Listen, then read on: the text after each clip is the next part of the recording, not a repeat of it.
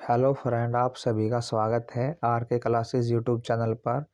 आज की इस वीडियो में हम माध्यमिक शिक्षा आयोग की संतुतियों के बारे में बात करेंगे।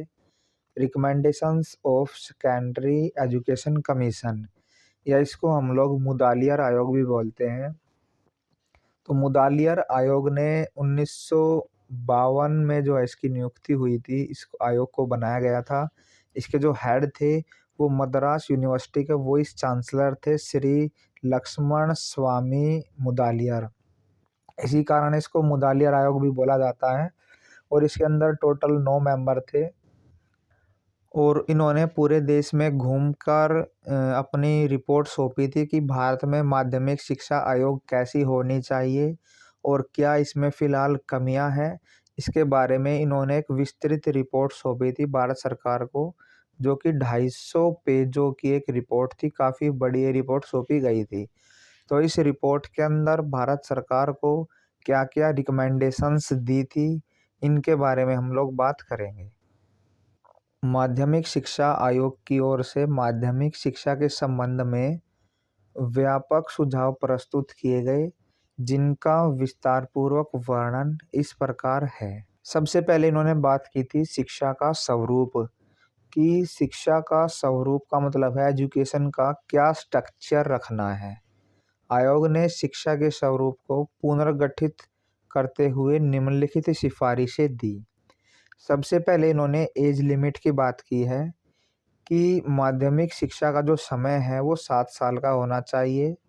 11 वर्ष से शुरू होकर 17-18 वर्ष तक ये चलनी चाहिए। मतलब एक 11 साल का जो बच्चा है वो माध्यमिक शिक्षा में उसका प्रवेश होना चाहिए और 17-18 साल तक उसकी माध्यमिक शिक्षा पूरी हो जानी चाहिए। इसके बाद इन्होंने दूसरी रिकमेंडेशन इसके अंदर ही है, स्वरूप के अंदर ही, इसके अंदर कुछ 4-5 पॉइंट है जिनको हम लोग डिस्कस करेंगे। अगला पॉइंट है कि जो माध्यमिक शिक्षा है उसको डिवाइड कर दो, उसके 2 भाग कर दो। इन्होंने ऐसी रिकमेंडेशन दी थी। इसके 2 पार्ट बना दिए जाए, एक मिडल या जिसको जूनियर सेकेंडरी बोलेंगे, दूसरे को हायर सेकेंडरी। तो आयोग ने सिफारिश की कि जो मिडल व जूनियर माध्यमिक शिक्षा है वो 3 साल की होनी चाहिए और जो दूसरी है वो 4 साल की होनी चाहिए। इसका मतलब देखिए 6, 7, 8 इसको दो एक कैटेगरी में कर दो, फिर 9, 10 और 11, 12 ये 4 साल की कर दो, इसको अलग कैटेगरी में रख दो। इसके बाद देखिए इन्होंने जो इंटरमीडिएट की जो शिक्षा है, जो 12th क्लास की शिक्षा होती है, उसको ख़त्म करने की बात की थी। देखिए यहाँ पर तो इन्होंने कहा कि जो उच्च माध्यमिक शिक्षा है उसको 4 साल की करो, और फिर ये यहाँ पे ये कह रहे हैं कि +2 को या 12वीं को ख़त्म कर दो। तो इन्होंने खुद अपनी ही बात जो है वो काटी है यहाँ पर। इस बात के लिए जो है इनका काफ़ी विरोध भी हुआ था। इन्होंने क्या कहा था कि जो इंटरमीडिएट की कक्षा है उसको समाप्त कर दो।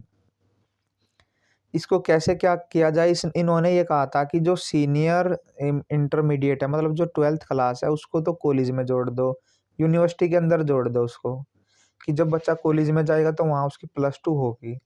और जो 11वीं है उसको जोड़ दो माध्यमिक विद्यालय से। ये इन्होंने रिकमेंडेशन दी थी।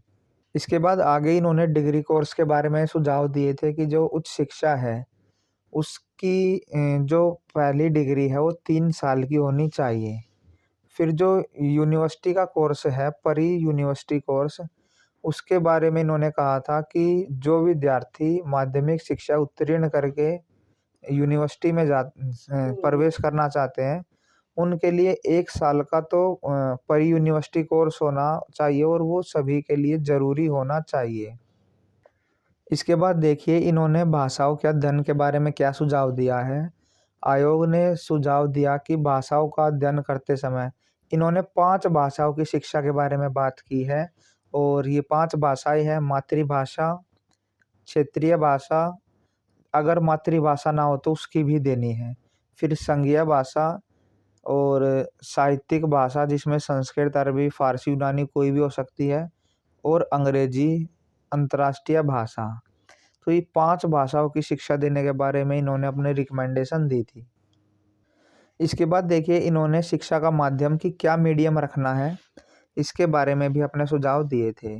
इन्होंने जो माध्यमिक शिक्षा है, जो सेकेंडरी स्टेज है वो तो होनी चाहिए मातृभाषा या क्षेत्रीय भाषा में, और जो मिडल स्टेज है उस पर क्या होना चाहिए, जो प्रत्येक विद्यार्थी है उसको कम से कम 2 भाषा पढ़ाई जानी चाहिए। हिंदी और अंग्रेजी भाषा जूनियर बेसिक के बाद पढ़ाई जानी चाहिए। हमने पीछे देखा था जूनियर बेसिक जिसमें 6, 7, 8 थी, और दूसरा पार्ट इन्होंने बताया था 9, 10, 11, 12, 12th तक का इन्होंने बताया था। फिर आगे है हिंदी का क्या स्थान इन्होंने बताया था। तो आयोग ने सुझाव दिया था कि जो विद्यालय पाठ्यक्रम है उसमें हिंदी एक कंपलसरी सब्जेक्ट होना चाहिए। क्यों होना चाहिए? क्योंकि यह केंद्र की सरकारी भाषा है। फिर इंग्लिश का इन्होंने क्या स्थान बताया था। आयोग ने सुझाव दिया था कि जो अंग्रेजी भाषा है उसको माध्यमिक शिक्षा में एक विषय के तौर पर शामिल किया जाए तथा माध्यम के तौर पर यह वैकल्पिक विषय होना चाहिए।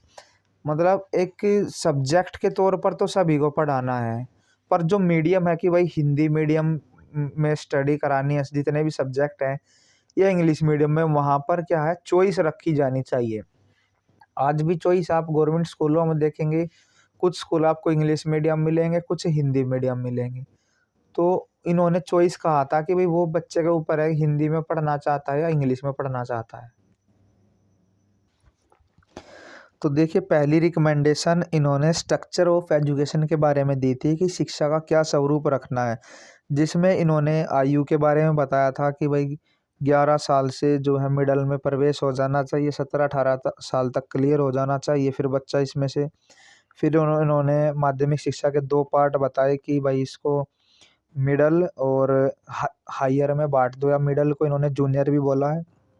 जूनियर के अंदर 3 साल की शिक्षा दी जाए, 6, 7, 8 तक की। उच्च के अंदर 9, 10, 11, 12। फिर उन्होंने एक सुझाव ये दिया था कि जो इंटरमीडिएट है उसको स्कूल से हटाकर यूनिवर्सिटी के अंदर डाल दिया जाए, और जो 11वीं है उसको माध्यमिक में जोड़ दिया जाए। फिर डिग्री कोर्स के बारे में भी इन्होंने बताया कि 3 साल की डिग्री रखनी है, और जब यूनिवर्सिटी में बच्चा एडमिशन लेगा तो वहाँ पर एक साल का प्री यूनिवर्सिटी कोर्स रखना है। फिर भाषाओं के बारे में इन्होंने विचार दिया कि 5 भाषा जो है बच्चों को सिखानी है, 5 भाषाओं का ज्ञान बच्चे को कराना है। उसमें मातृभाषा है, मातृभाषा से अलग क्षेत्रीय भाषा है, संघ की भाषा, साहित्यिक भाषा जैसे अरबी, संस्कृत, फारसी ये हैं, और अंतर्राष्ट्रीय भाषा। इसके बाद इन्होंने मीडियम के बारे में बताया कि भाई शुरू में हिंदी मीडियम रखना है, हिंदी मीडियम या मातृभाषा। फिर दूसरे नंबर पर जो है इन्होंने ये स्थान दिया है कि यदि हिंदी मातृभाषा मतलब हिंदी भाषा नहीं है बच्चे की, क्षेत्रीय भाषा जैसे हरियाणवी, पंजाबी, गुजराती ये है, इनमें शिक्षा देने के बाद उसको हिंदी में शिक्षा देनी है।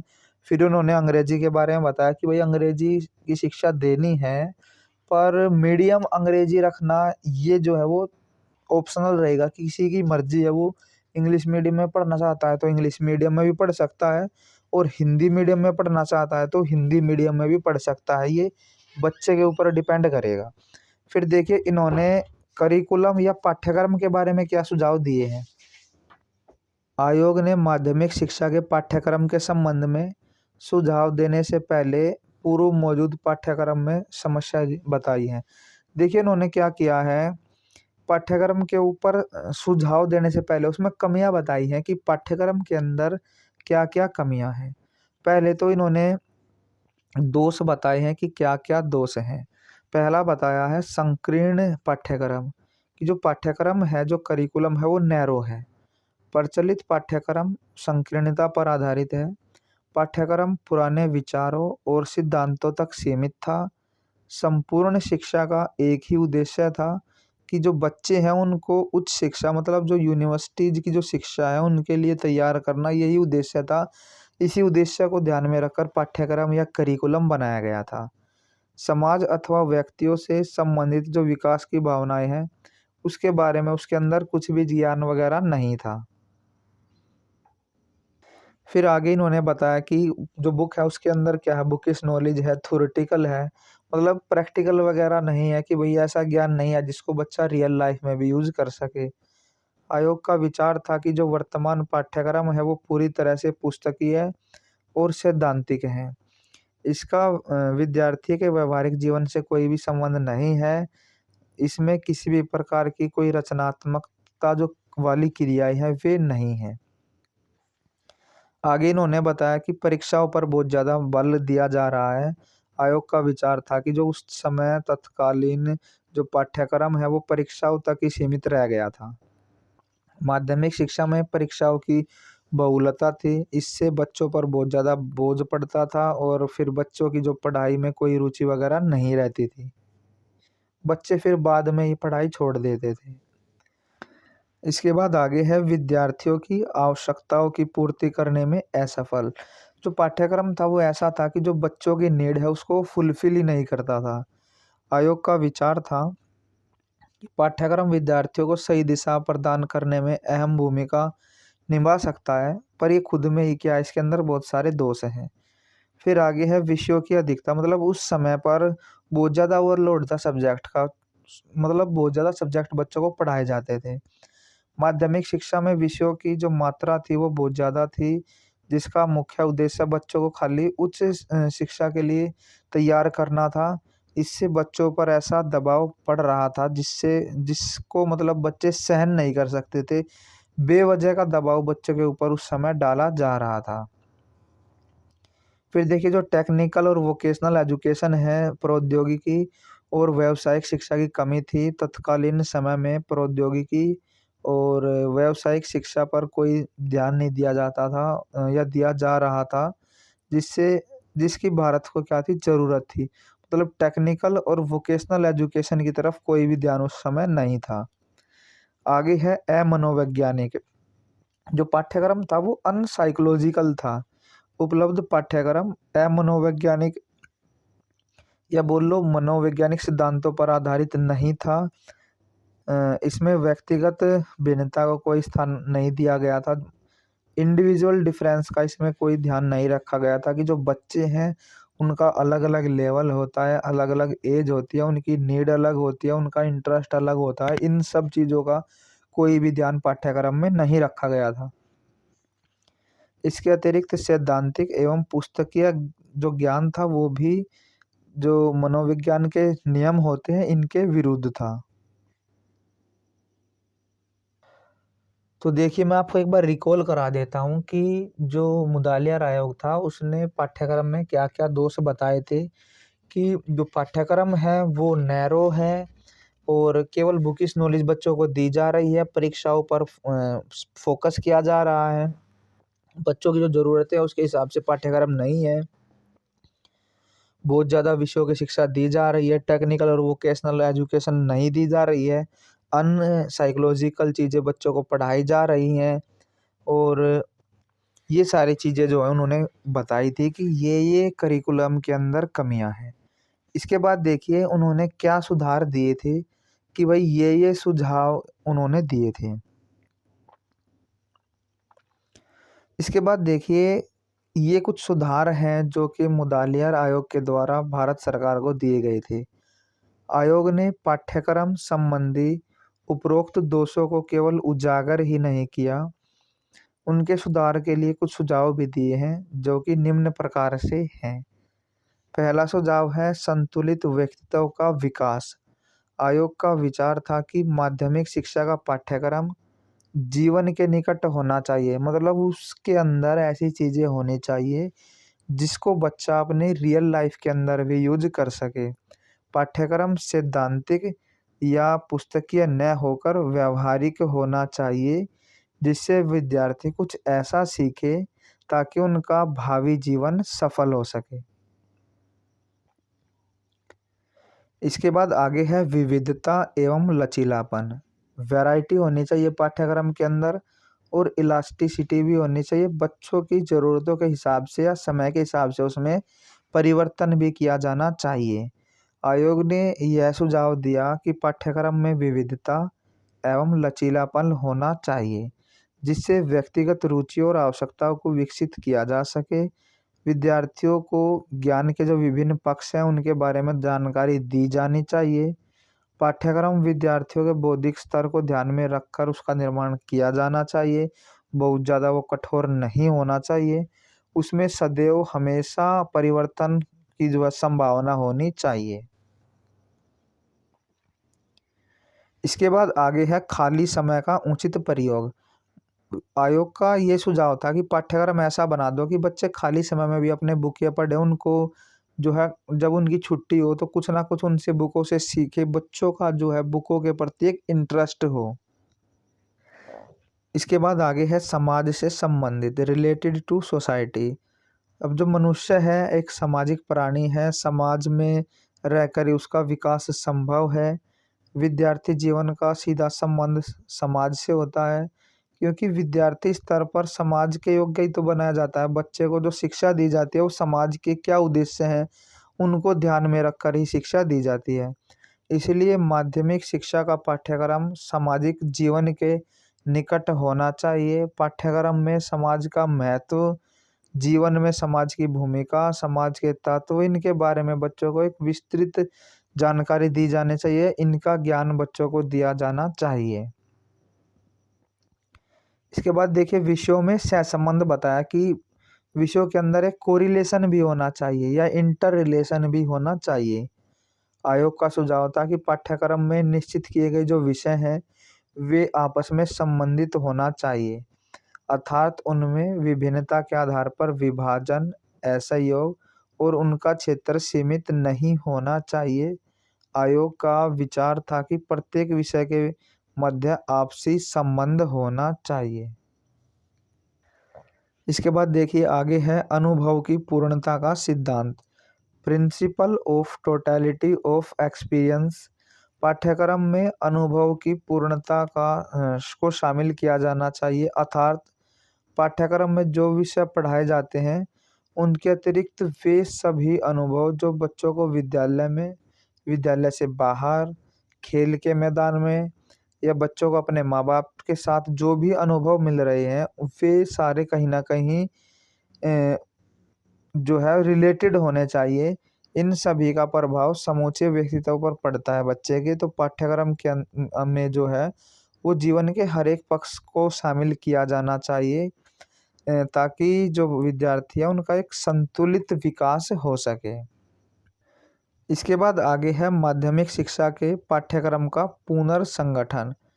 आयोग ने माध्यमिक शिक्षा के पाठ्यक्रम को दो भागों में बांटा। देखिए इन्होंने सुझाव दिया कि इसको मिडल स्तर और माध्यमिक शिक्षा एवं उच्च माध्यमिक शिक्षा दो लेवल पर इसको बांटे। अब इन दोनों का अलग अलग इन्होंने सिलेबस भी बताया है कि जो मिडल स्तर है जिसमें 6, 7, 8 रखनी है और जो माध्यमिक स्तर है इसमें 9, 10, 11, 12। तो देखिए सबसे पहले इन्होंने मिडल का क्या करिकुलम बताया है कि जो माध्यमिक शिक्षा है, आयोग ने मिडल स्तर के पाठ्यक्रम की रूपरेखा इस तरह से दी। इन्होंने क्या कहा कि जो मिडल स्तर है उस पर एक तो भाषा सिखानी है बच्चे को, वे मातृभाषा या क्षेत्रीय भाषा, फिर संघीय या राष्ट्रीय भाषा या अंग्रेजी, ये एक ग्रुप है, ये एक है और ये एक है। इसके अलावा बच्चों को गणित सिखाना है, सामाजिक अध्ययन, साधारण विज्ञान, कला और संगीत, शारीरिक शिक्षा और शिल्पकला। ये चीज़ें बच्चों को जो मिडल स्टेज है उस पर पढ़ानी है। इसके बाद देखिए जो हायर सेकेंडरी स्टेज है इसके ऊपर इन्होंने क्या सुझाव दिया, इसके भी इन्होंने दो हिस्से किए। इसमें इन्होंने कुछ सब्जेक्ट तो कंपलसरी बताए हैं, कुछ में चॉइस दी है। सबसे पहले कंपलसरी देखते हैं। अनिवार्य विषय में निम्नलिखित विषय शामिल किए गए, मातृभाषा अथवा क्षेत्रीय भाषा या मातृभाषा और साहित्यिक भाषा। उसके बाद देखिए नीचे दी गई सूची में से एक भाषा चुनी जाए। अब यहाँ पर इन्होंने चॉइस दिया कि या तो हिंदी ले लो, हिंदी उनको देनी है जिनकी मातृभाषा नहीं है। फिर आधुनिक भारतीय भाषा, अब हिंदी के अलावा या तो इसमें से एक ले लो। फिर आधुनिक विदेशी भाषा ले लो, अंग्रेजी के अलावा कोई भी। फिर एलिमेंट्री अंग्रेजी, जिन्होंने मिडल पर अंग्रेजी ना पढ़ी हो उन बच्चों को अंग्रेजी दे दो। एलिमेंट्री का मतलब होता है प्राइमरी शिक्षा, प्राइमरी में जिन बच्चों ने इंग्लिश नहीं पढ़ी है उनको इंग्लिश दे दो। फिर उच्चतर अंग्रेजी, जिन्होंने मिडल पर अंग्रेजी पढ़ी हो उनको थोड़ा सा और लेवल बढ़ा के दो। फिर आ गया है साहित्यिक भाषा, अरबी, फारसी, संस्कृत, यूनानी ये। तो ये क्या है, ये इन्होंने कंपलसरी बताए हैं कि ये जो है जरूरी है।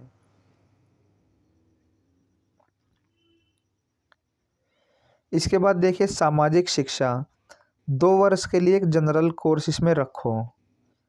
फिर साधारण विज्ञान तथा गणित, प्रथम 2 सालों के लिए जनरल कोर्स रखो। नीचे दी गई सूची में से एक शिल्प चुनो।